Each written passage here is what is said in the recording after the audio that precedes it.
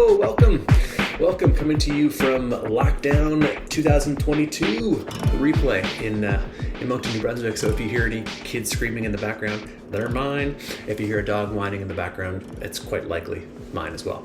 I just wanted to set up a brief introduction for episode 13 of the podcast here, whether you're watching this on YouTube or listening in one of the various ways that you can listen to the podcast. My guest today is none other than Elias Dummer, who is a kind of a fellow Canadian, but who's living in the States and has been for a long time. Used to be in a band called the City Harmonic, but he's a writer of a lot of different kinds of music, although a lot of it being for the church. He's also a worship leader. He had a solo album that came out a few years ago called The Work, Volume 1, and he's in the midst of releasing stuff from his follow-up to that called The Work Volume 2, I do believe. But literally on the day, see, there's my dog now, on the day that we recorded this particular interview, which was last Friday, he had released on that day a brand new single with co-written and co-recorded with a band called Citizens, called Kyrie Eleison. The links to a number of these things will be in the show description. You should definitely check that out and give it some love. It's a beautiful song. This conversation is wide-ranging, but it kind of focuses in on one question, which is kind of about worship and performance. Actually, I'm also going to link to a big kind of a 20-minute kind of teaching that Elias himself did called Worship versus Performance. But this all spun out of a comment that he dropped online a few weeks ago that said that he believes that the kind of current ethos of a lot of our worship leading in evangelical churches is what he would describe as performative authenticity. And I was like, I gotta talk about that. So we're going to talk about what it might mean for our worship to be performative authenticity, whether that's good, whether that's bad, whether it's even avoidable, and what it means for you. So I hope you enjoy this. If you have any questions or comments, feedback, let us know, and we'll be talking to you soon. Because nobody likes to repeat themselves. As a parent, there is probably nothing worse than having to repeat yourself, which is... And yet also nothing more common. It's true. High probability that I will be saying the same thing in just a few moments. Well, hey, hello, Elias. Say your last name for me. It's Dummer, man. It's Dummer. I like it. It's good. I mean, being from Canada, it could have been Dummer. Nobody knows. It's true. Although I am from, present company excluded, I am from Ontario, where in the 80s and 90s, given all of the separatism stuff, on parlait pas beaucoup avec les francophones. There wasn't a whole lot of... There wasn't a lot of goodwill at that time. So I think I was half-heartedly taught French in grade school is the best way I can put it. What part of Ontario? I'm from Hamilton. So it's very, very kind of Irish, English, Italian vibe. Okay. Cool beans. Yeah. Cool beans. Yeah. So if you do not know who this person is, I mean, a quick Google search will tell you some things. You and I have been chatting a little bit for the last little while because of a project that we are working on. I guess actually in part because of a project that is being kind of released right now. So there's some things coming out, but also we are now having conversations about something for hopefully in the next year where we can take a look at publishing and stuff. So we've had a chance to chat more and more recently, but you probably won't remember this, but the first time that I met you was years are tough when you start to get into your 40s.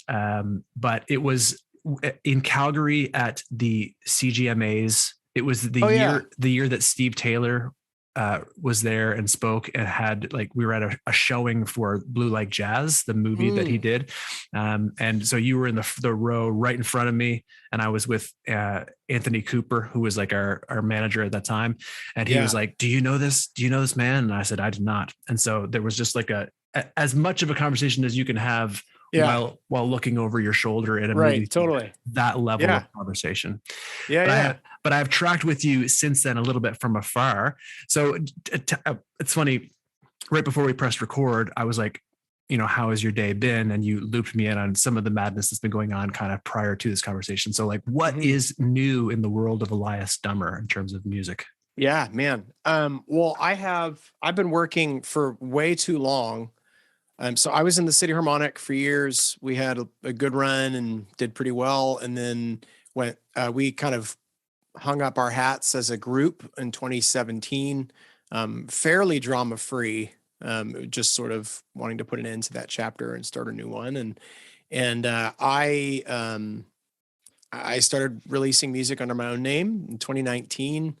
That went fairly well. I had a song called Enough that was, played at churches and radio and all of that stuff. And then, so basically since then, I've been working on this follow-up record, The Work Volume 2, and did a crowdfunding for that. I left the label system behind a few years ago, and haven't looked back. And the new album's kind of been coming out in a trickle. It's kind of one song at a time, and a long story short, which is actually funny enough, one of the titles on the album. But no, the reality is it's just with COVID and everyone getting sick on and off and all this stuff, it's actually been hard to get across the finish line. So we're kind of coming around on that. But today, January 14th, which I know is, maybe the thing you don't do in the podcast world, but hey, today, January 14th, a song I wrote with Zach Bolin of Citizens, which I love them. I just came out today. So it's just been a bit of a day of like getting all the stuff out there and chatting with people about the new song and, social media and videos and blah, Amazing. blah, blah. So it's been busy. Amazing. Well, I've had a chance to listen to a couple of the songs off of, well, I guess no. So I listened to The Work. That's the volume 1 last week. And it's awesome. I don't think I've heard any of the newer. You're kind of letting them out one at a time. So I'll go home after this. There's like 3. This will be the 4th single from The Work Volume 2. One was with JJ Heller. One was with Land of Color. This one's with Citizens. My first one was Expectation. That came out last year in like July, I think. So it's been kind of one at a time, plugging away while we work towards the record, which should hopefully be early this year. It's interesting. That's exciting. So you mentioned, I don't think you mentioned when we were currently recording, how you connected with Citizens kind of prior to this other podcast. It's a little known podcast that many people have heard, the Rise and Fall of Marcel. And that's actually, to me, it's that podcast was the Grey's Anatomy of current CCM music. So like I discovered so many bands just by listening to like the closing credits I was like, oh my gosh, what is this? And so that was one of them. That was like probably the most, other than I had listened to King's Kaleidoscope a little bit, but not a whole boatload. But man, like that's now that Citizens album was on repeat at my house for like the following few weeks. It's amazing. So that's going to be a really cool song. Yeah, no, totally. So basically like, obviously, so Zach, who fronts Citizens, was a worship leader at Marcel, is the long story short.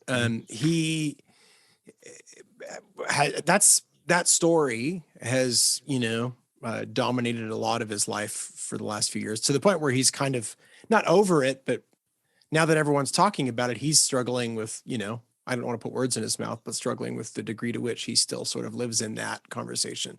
But the thing was for me is that, 10 years ago, I'd had really similar experiences, but at a tiny scale, and where someone, a mentor in my life, the main mentor in my life spiritually, had kind of his life sort of turned upside down, and it became evident to everyone that there had been a fair bit of duplicity involved and in all kinds of stuff. So, and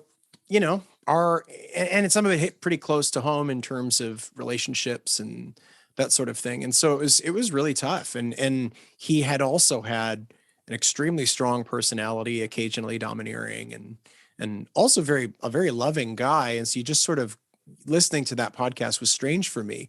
But the weird thing was we wrote the song before the podcast was out. So we got together, we were talking about, our shared experiences and how bizarre it was that even though they were so different in scale, that they were so alike. And I think it was revealing to us in a sense.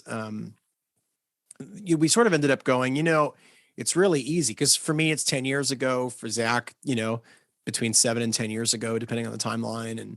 And we're sort of like, with the gift of time, you kind of look back and you think it's really easy to villainize And it's not to say that we shouldn't, in some level, say those are horrible things people shouldn't do to each other. That's all true.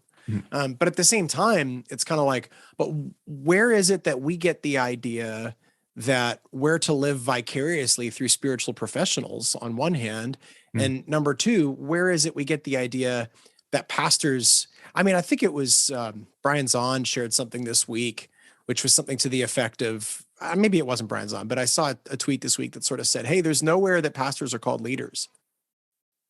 They're called shepherds. Right. And that's a pretty big distinction, you know, and in terms of like stewardship versus ownership and, you know, separation versus participation and all of these ideas you could play with forever. Yeah. And so there's conversations that need to be had with that. But in the midst of that is this tendency in us, in myself, to want to live vicariously through somebody else, to make someone a hero, to make it easier on myself, to, you know, kind of take the easy way out.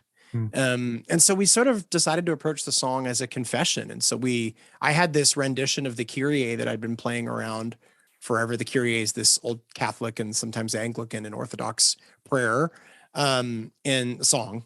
But I sort of had that kicking around and I was like, man, if only we could do this kind of confessional thing where we wrestle with our own failures and the failures of those that we look up to, and our own inability to do the right thing, and how ultimately what that comes down to is it's not the things we did or didn't do that make us welcome in the body of Christ, but simply the kindness of Jesus.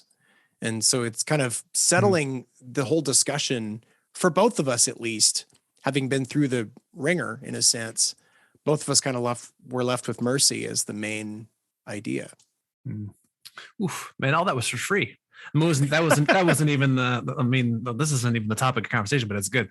I'm just like trying to play back in my brain. I'm like, did I actually say the name of the podcast? I think we alluded to it, but if you don't know what we're talking about, it's called The Rise and Fall of Marcel. And it's a long form kind of podcast that's put out by Christianity Today. And it's about a church in Portland, Oregon. Well, it was originally from Seattle, there. And I kind of spread. Is it Seattle?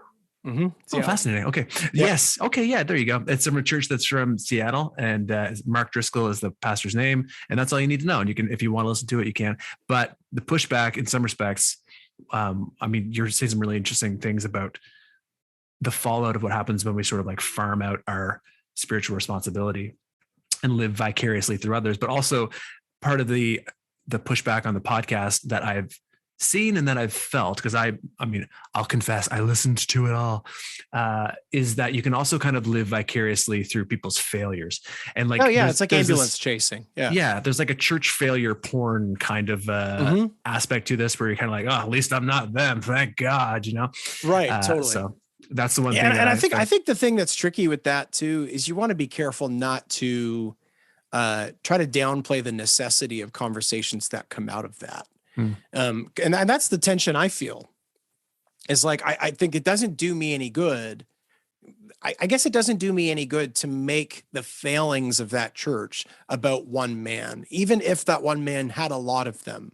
And the same is true in my own life. It doesn't do me any good to look at a hero who failed, in a sense, and yet succeeded in other ways, and say they are only evil and I am self-righteous, or I am righteous because I am not them. And that's, I think, kind of what that ambulance chasing and kind of failure porn ends up feeling like sometimes. Is it's sort of like watching from afar and thinking, thank God I'm not like them. But isn't that the Pharisees' prayer?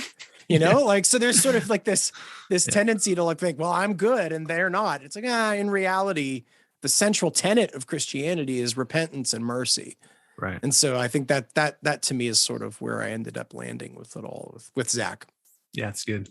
And I don't know this Kyrie prayer, but it does make me think of essentially, you know, Lord Jesus Christ, Son of God, have mercy on me, a sinner. That's the Jesus prayer in the Orthodox Church. The Kyrie is Christ have mercy, Lord have mercy on us. I mean, that's kind of the Kyrie eleison. That's what that means. Right. But it's just a Latin liturgy that gets sung. Okay. I wasn't thinking of going here, but I'm really curious, because the reason I asked you to have this chat was actually about something else. And I everything I've heard of the City Harmonic, I have thoroughly enjoyed. And yet I'm not Thanks. here to fawn over you because I haven't heard that much of it. I just like, I've seen you in concert once and I don't remember where exactly. It was really, really great. But the two songs that I know for sure are Manifesto, and I think it's called Maranatha. Or at least that was the chorus of it. And then you mentioning kind of the stuff, like what kind of bipartite question. What is your church upbringing and why is it so liturgical? So it wasn't. Okay. I grew up in Hamilton in a small Canadian Baptist church that had a lot of Anglicans in it. So that was a factor. But in the 90s, so we're right around the corner, of course, from Toronto Airport and all of that. So I sort of experienced firsthand significant sort of charismatic renewal in our neighborhood and saw the good and the bad and the ugly that comes along with that, culturally speaking. And we could spend all day talking about that. We don't need to. But my experience of, my story earlier probably gives you a good indication of the sort of hypocrisy I've seen frequently in giving people too much influence or authority and spiritualizing that authority.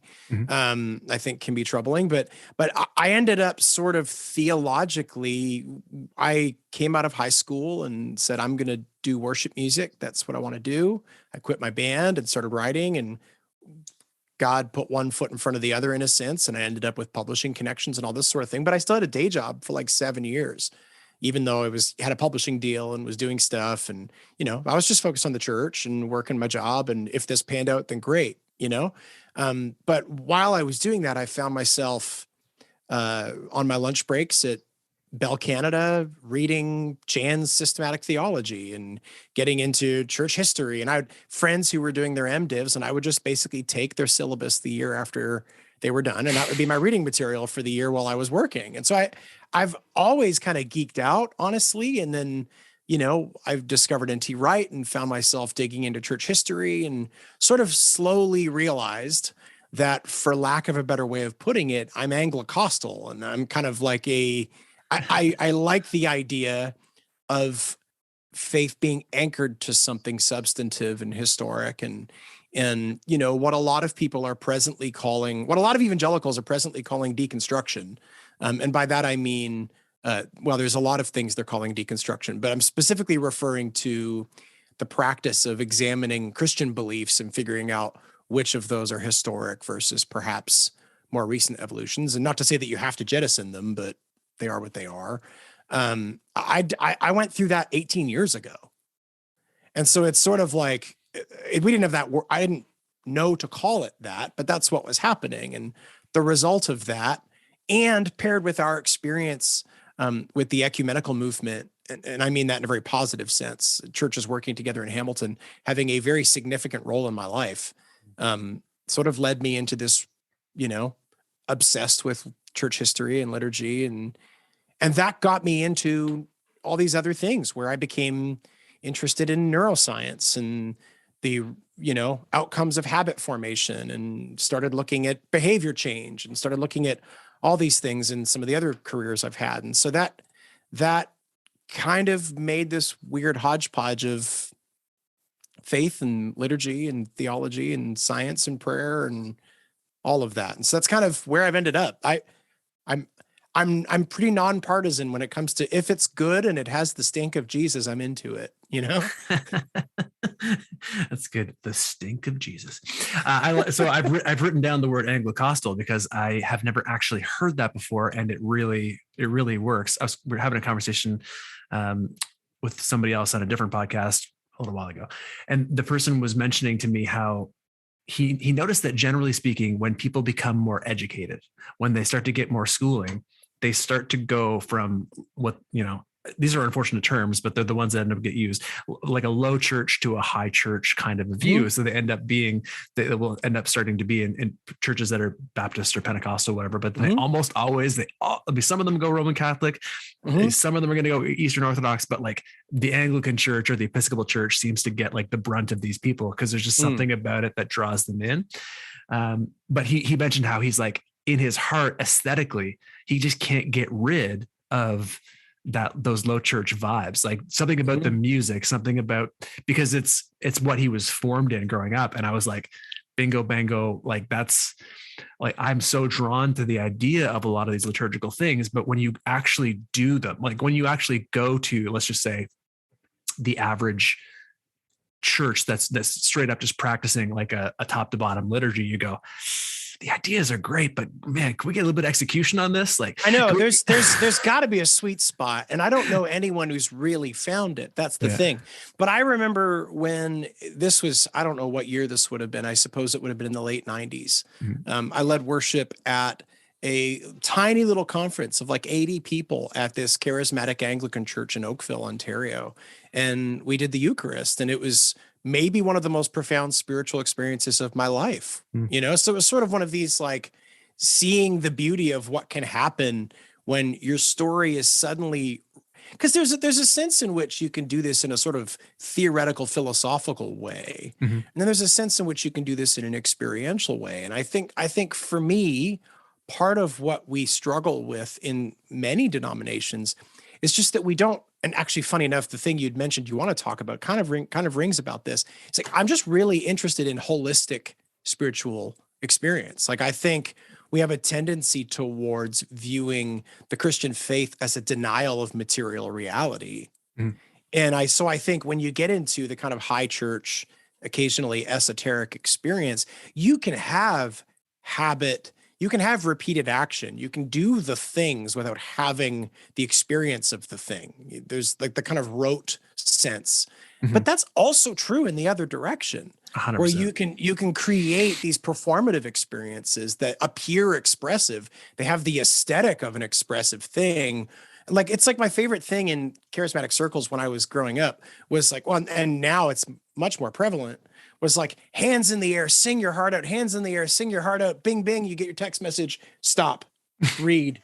Hands in the air, hit hard. Like the switch on, switch off nature of it just shows it for what it is sometimes. And that's not to say that it's not real, but that there is an element of choosing to, that is unlike other things. And so it's sort of this, you know, I just think we need to look at Christians as fully orbed human beings and think about worship and teaching and what we do and how we do it in that light. And the truth is, we make rituals out of everything. You probably brush your teeth the same way every day. There's all kinds of things we do that we ritualize, and we don't act as if those rituals make the practice inauthentic or false. We just take them for granted. And so I think you're right. I feel the same way. There is a piece of the kind of charismatic worship experience, and theologically, I still consider myself charismatic. I believe God speaks through the church. I believe God speaks to people, and I believe God is healing. And so these are things I'm praying for actively. However, the subculture we've allowed to come along with that is not troubling. And there's plenty of examples that I don't even need to point to.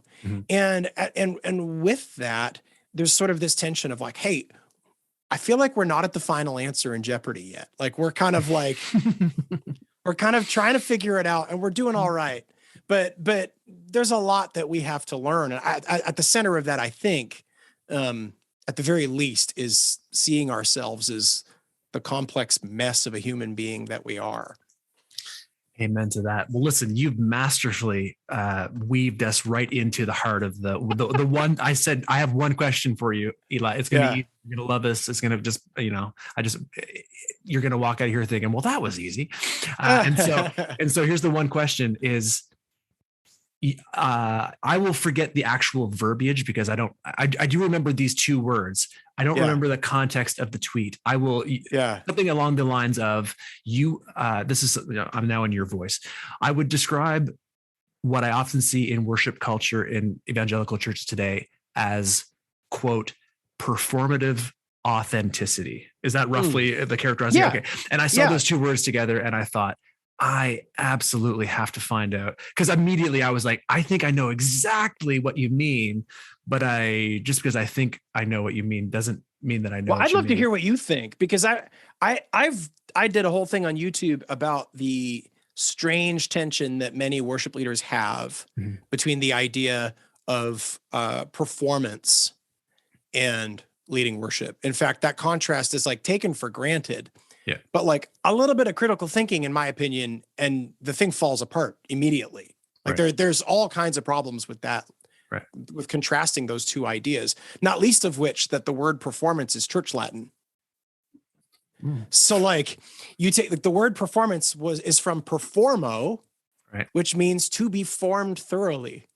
Oh, fascinating. I like that.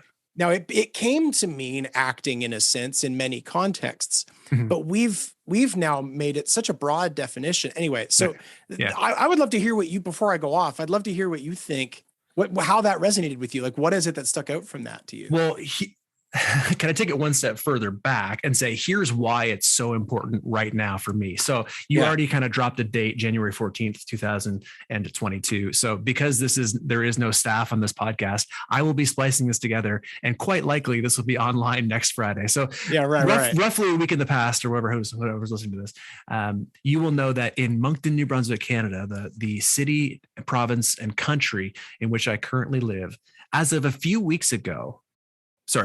tonight at midnight, we are going into our highest level of restrictions that we've experienced in about a year or so in terms of COVID protocols and whatnot.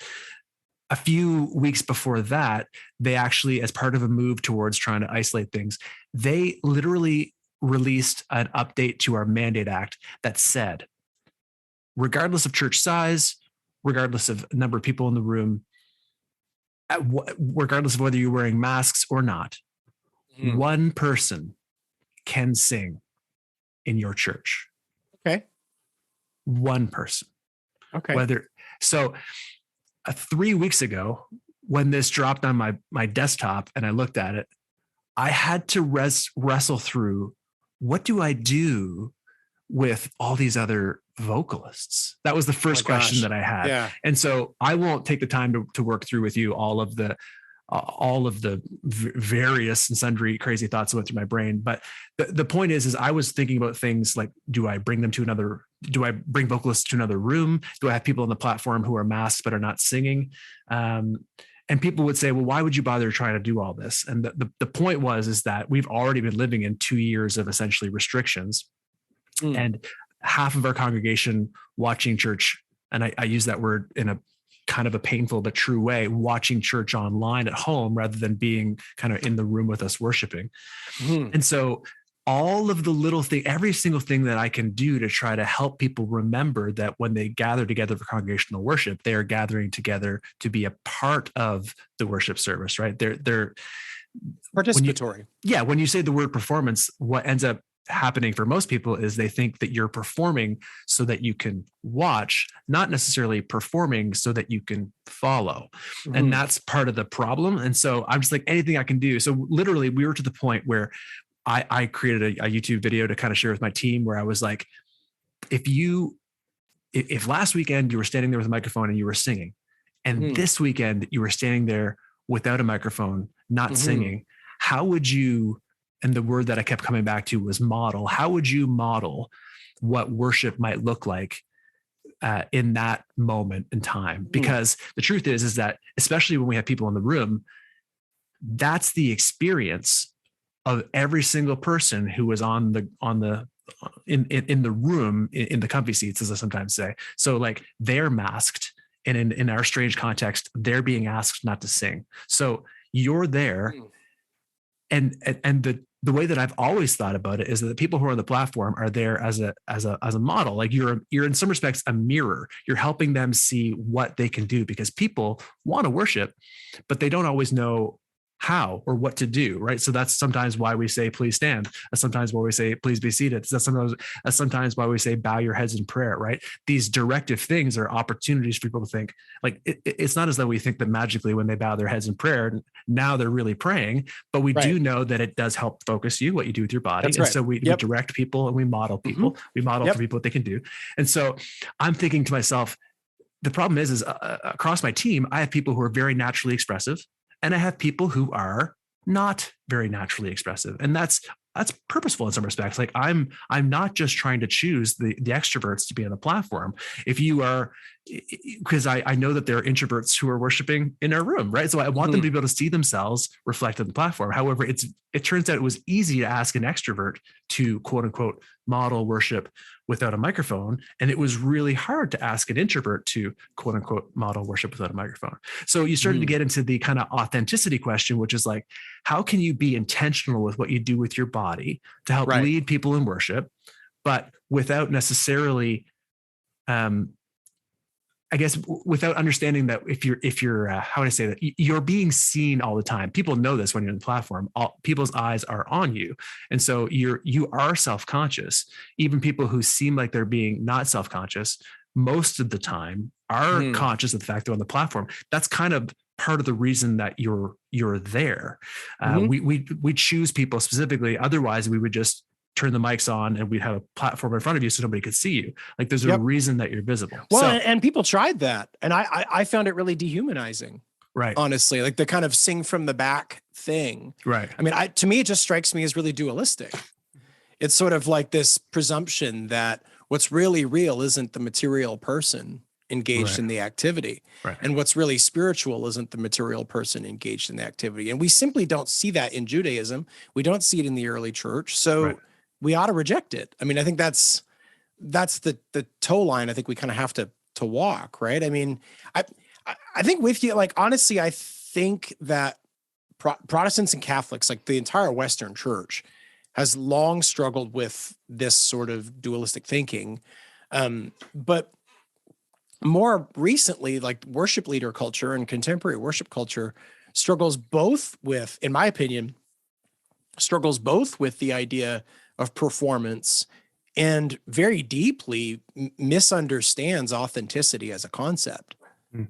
And that's not really our fault as much as it is just kind of like our entire culture takes an understanding of authenticity for granted, which neuroscience is slowly just tearing to pieces. So there's sort of this like real disconnect in how we conceive of ourselves and our personality and all of that sort of thing. I mean, we could kind of unpack it thing by thing, but like, to me, if we're looking at worship as like the act or practice of assigning ultimate value to something, and presumably in this case, we're talking about Jesus, then yeah, there are ways in which we do that in all kinds of ways. And then there are ways in which we do that as like a devotional thing we do together. And I think group singing is really crucial in that. I mean, group singing has a pretty profound impact on our bodies and our brains, more than everything except for sex, just about. It supersedes them in terms of the production of oxytocin and dopamine, which is, so like the idea of like there is just something that feels off about the virtual singing thing, because there is something off about it. So that's not to be like political per se. It's just that like, it's just really hard because the thing that makes that rewarding is all stripped away. Right. So the only kind of person who's going to feel the same sensations that they feel in a room robustly singing with people is somebody who loves the sound of their own voice, or somebody who has a real grasp of the esoteric and can sort of like, those are the only types of people. I hated remote stuff. I hate the kind of one person singing is really hard, you know? And so I think it's just, hear me say at least, it's just tough, man. That's really tough. But the performative authenticity thing is sort of two things. One, I want to spend a lot of time on, and one, I kind of want to just bullet. The bullet version is like, I think we have what I would say an aesthetic of authenticity within contemporary worship, where it's like, okay, strip away all the things that look like production and produce a really unproduced and must be raw and real thing, in which people are expressing themselves in a dramatic degree of feigned intimacy in a crowd. And there's something in that might be real, and I'm not to be cynical about it, but there's just also kind of a strangeness to it. Not that I actually don't even think this is wrong. I just think it's indicative of the bigger problem that I do want to spend time talking about, which is the sort of how we view authenticity in our kind of performative actions, because there's a lot of really weird stuff wrapped up in that, outside of the church world, they'd be like, well, duh, but there's sort of this strangeness. So first off, like I said earlier, the word performance itself, its etymology is Church Latin. And that's funny to me. There's this idea of like how we go from person I am to person I wish to be, right? Is by putting on the person I wish to be. That's true in just about every other sphere of our life. It's true of Christian practice. It's true of parenting. Like if being a good, authentic parent meant being myself in the moment. In other words, living up to how I feel, my present state of personality, I'd be a terrible parent. Like, me too. Yeah, right. Like, I think that's everybody, right? Yeah. So to some degree, being a good, authentic parent means living into the sort of parent I wish to be rather than the sort of parent that I am. And I think that's where that kind of language of performo comes into play, is it's like where I'm formed thoroughly in the pattern of the thing I wish to be through the practice of being that thing. That's good. Does that make sense? It does. Yeah, it does. So keep going.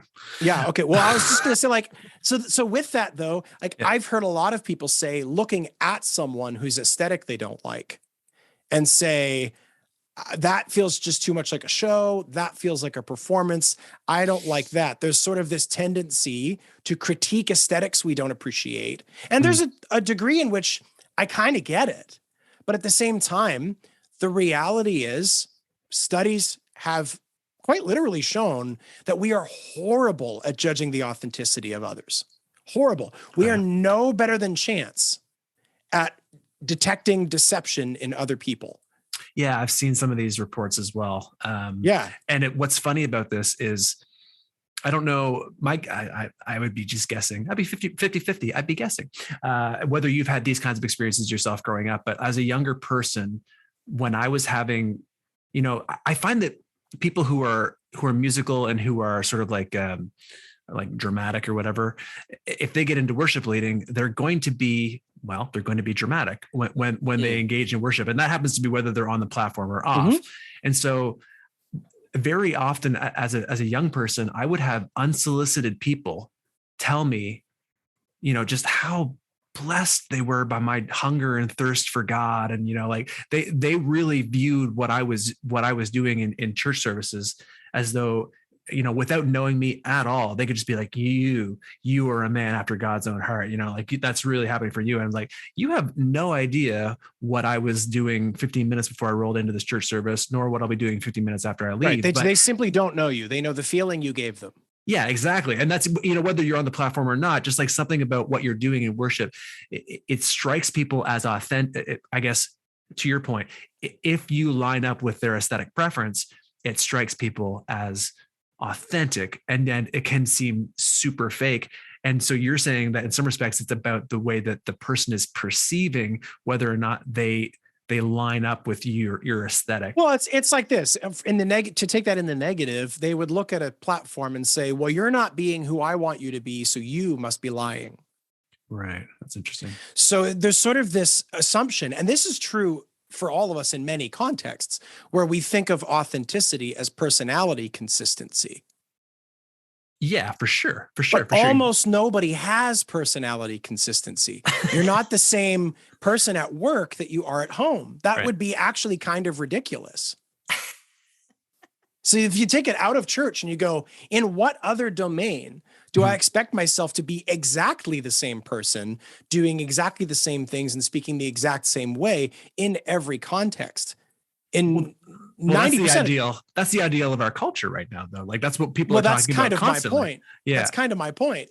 But no one actually does this because it requires, think about relational health and boundaries and the way it's wildly hypocritical language. Sure. Like we're saying, have personality consistency and also keep people at a distance who are unhealthy for you.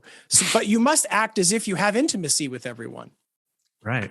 Like it doesn't make any sense, right? That's interesting. And so like this, there have also been studies on this.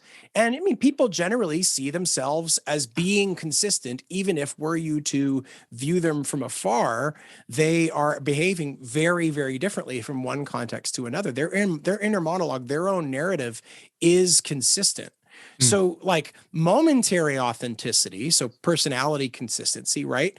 It's practically useless as a benchmark for whether or not people are pretending, because seeming authentic in a context is a learned skill, period.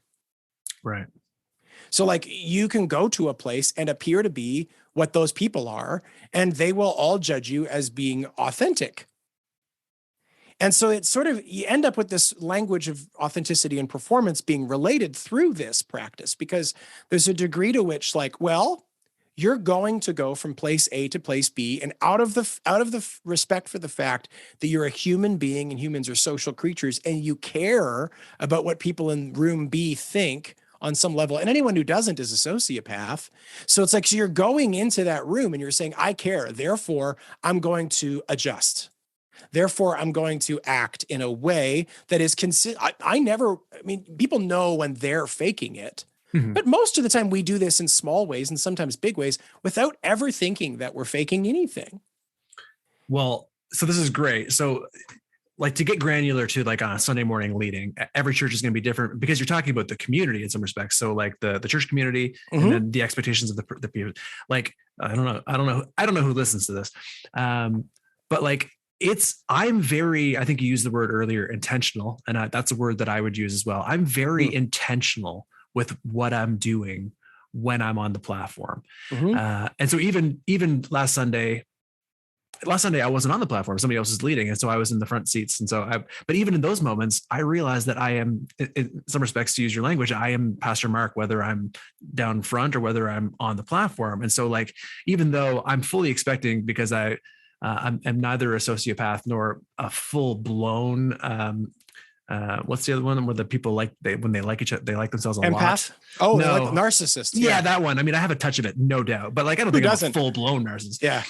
But so I'm not thinking everyone's watching me, but I do know that some people are watching me. Like I know that just through like their head scanning the room, whatever, like they're seeing, there's Pastor Mark. And so like, I know that whatever I do in worship at that point in time is being observed by somebody other than God. So like, I am being intentional with what I'm doing, but all the more so when I'm on the platform. So what I'm trying to say is I don't wake up every Sunday morning going like, this is the day, you know, like I'm not like crazy about it, but I'm not also going to get up on the platform and be like, sorry, I'm not feeling it today. I had been in churches where that has been kind of normalized, A, acceptable, or B, kind of like preferred. Like, hey, listen, we'd love for you to kind of wear your heart on your sleeve, but that's not my context. My context is I'm showing up today to lead people. Now, I always say in every pre-service meeting and as often as I can is that like we have like there's people here today who are celebrating and there's people here today who are mourning. Like that's the context. Our church culture leans towards the celebratory. And I'm also the second to say, not the first, but the second to say that can be problematic because we don't have a lot of space for mourning. But I ramble only to get back to the point of saying like, if it's a high energy song, I'm going to be high energy, whether or not I have a little bit of a stomach ache. Like that's just what I'm going to do. Totally. So is that performative authenticity? I think so, actually. Okay. I heard a, and I don't think that's bad. That's kind of my point. Like I heard a really famous singer once talk about this, and someone said, well, how do you get to a point where you are moved and moving others having sung this song 500 times? Right. And I think the answer is to recognize that it's actually bad performance to need to pretend. There's a sense in which like, okay, so if I'm singing a ballad about losing my mom, I haven't lost my mom, but this is a hypothetical scenario. I'm singing a ballad about losing my mom and I go up there and there's a degree to which I'm thinking about my grocery list and all of these things, whatever. But there's a big difference between that and me going, okay, I need to recall a moment in my life. I need to embody and recognize in myself the emotion that I'm trying to communicate, the moment that I'm trying to communicate, to become that thing, isn't actually pretending. It's going, I am a human being comprised of complex emotions and experiences, and I have a role to play right now. And that's not role to play in a bad sense. To a degree, I think of the Christian walk as that. I mean, you die to self in order to put on Christ and carry that out in everyday life, right? And so there's a degree to which, like, we just have to some degree, really wrestle with the extent to which we've accepted the idea that personality consistency is what makes authenticity a thing in our lives, right? Like, the reality is, we are going into these spaces and we can be present to them and put on something out of love for others that is healthy. Right. And I think that is performance. That's actually better performance, not worse performance. So when we villainize the idea of performance, we actually cut the legs off of ourselves and create a horrible guilt cycle for everybody involved in the process. Where it's like, if you are not on cloud nine, you are failing as a worship leader. And so instead of saying, hey, you may commit, like, I remember when City Harmonic would go on tour, of course, and, we'd have a small window of time on the road where I could talk to my kids and my wife or whatever. And maybe, like, right before I'm supposed to go on, you're away for weeks, you get in a little snip with your family or your wife or whatever, and then you're going on stage minutes later and you don't really get a chance to make peace with the whole thing, right? Now you're going out there in 30 seconds and you're feeling like a bag of emotions, right? I fail to see how, like what you said a minute ago, I fail to see how it's more spiritual to essentially barf my emotional baggage out on the entire room. To me, that's narcissism. Right. Yeah. And so I think, like, the reality is two things can be true at the same time, right? And we often don't, we often avoid that fact, but it can be true that you can go on stage, embody an emotion and a state of mind, and that is performative in nature, and that is practically what Jesus tells us to do in our everyday life.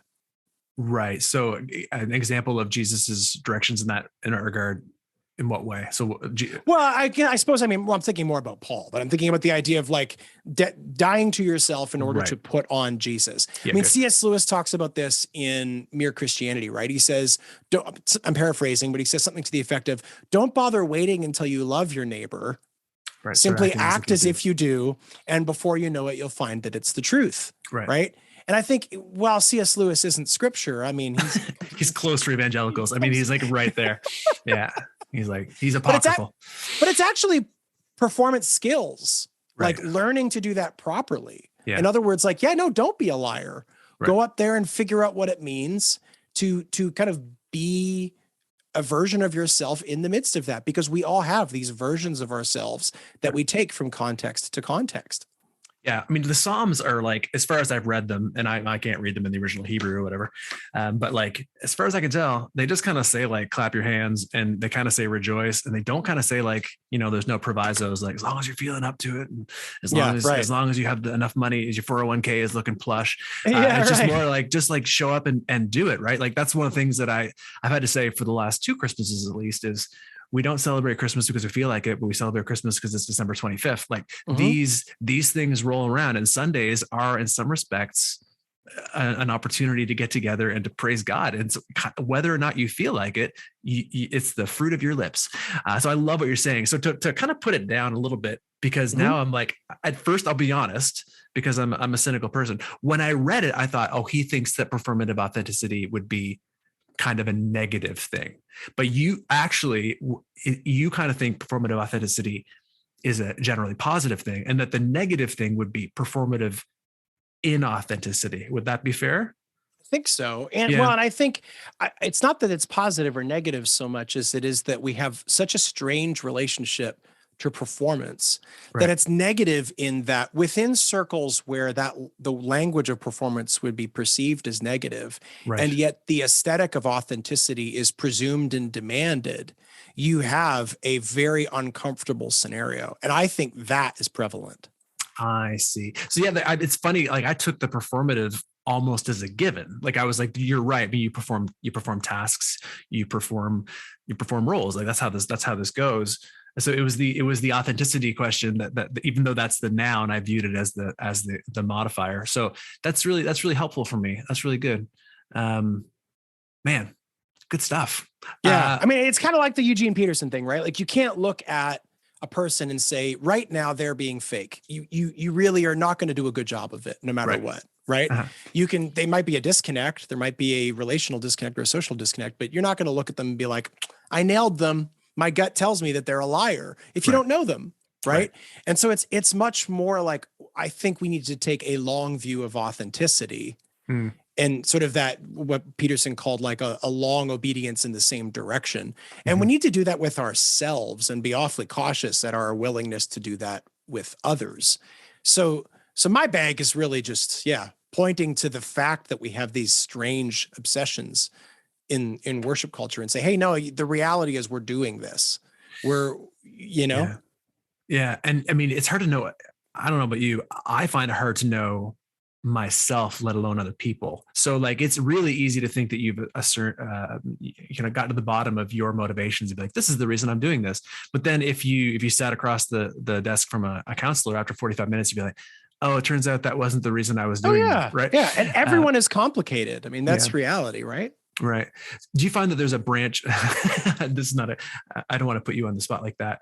Are there Do it, man. Let's go. Well, are there kinds of churches wherein you see this being a more complicated question than other branches of the church, I guess? I would say I see that from church to church being really different, where two churches in the same denomination would approach this really differently based on what they've been taught. Yeah. And so it's not that there's a denomination that does this particularly, right? Sure, I mean, I think, but I think it's just, honestly, I think it's sort of a slice of the bigger problem I started with, which is that we have such a desire and this is true of most denominations, but not all. We have such a desire to view only a component of our lives as that to which Christianity applies. For sure. And so I think that's really at the heart of this. Right. It's like, no, you're a human being, which means you have complicated motivations, which means you are broken on all kinds of levels. The more we learn about consciousness and personality and the construction of personality, the less confident that the science world appears to be in the idea that you can discover your true self within. And it's only like paired with nihilism that you end up with, well, do what you want then. So if we believe not in nihilism and we believe that your brain is a complex machine, so you end up in this place of like, wow, okay, so I'm me and I'm me with others and here we are together. And I've been given this task and role to play, and I never feel like a liar in doing it. Or when I rarely do, I know what it is, but the room never does. Right. And that disconnect, I think, is just healthy to talk about. And that's really what it comes down to for me, because it reveals the kind of dualism that we often take for granted. Yeah, that's good.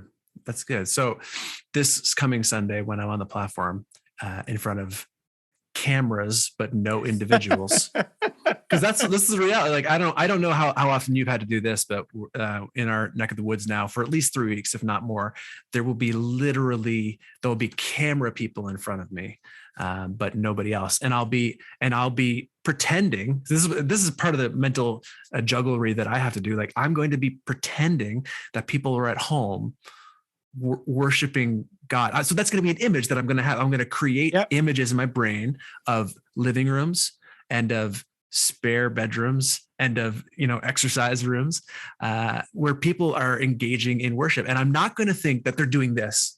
I did that for a while at the beginning of the pandemic. And then I worshiped at home. I had one Sunday off. And you were like, not a chance. People aren't doing that. People are trying to make sure that their kid stops jumping on the couch. That's what's happening in their world. Or they're, trying to draw the blinds, or they're, so it's like, it's not. So now I'm thinking, okay, they're not doing that, but they do genuinely want to be engaging in prayer right now. Like they do want to be connecting with the divine.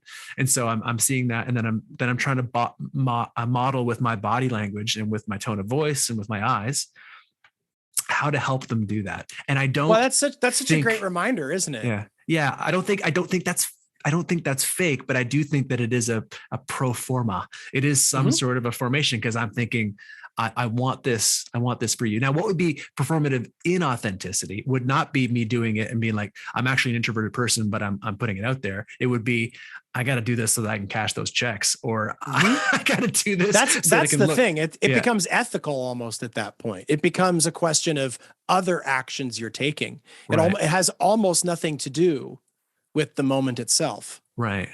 It's performative inauthenticity would be a contextual judgment. Contextual judgment. Like, what is the moment in light of the rest of you? Right. As opposed to what is the moment in and of itself? Because nobody's authentic in the moment. We just tell ourselves that several minutes later.